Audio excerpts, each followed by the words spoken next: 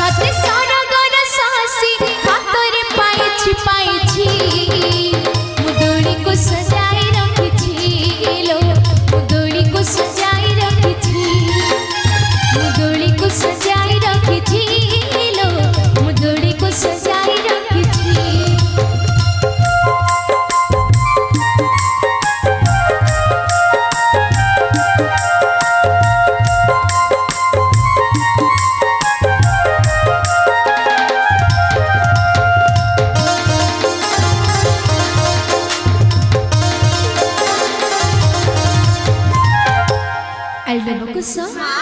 आज दोली खेल एति था तु मधु को भोक लगे बस किसी खाइबा को देवी बस।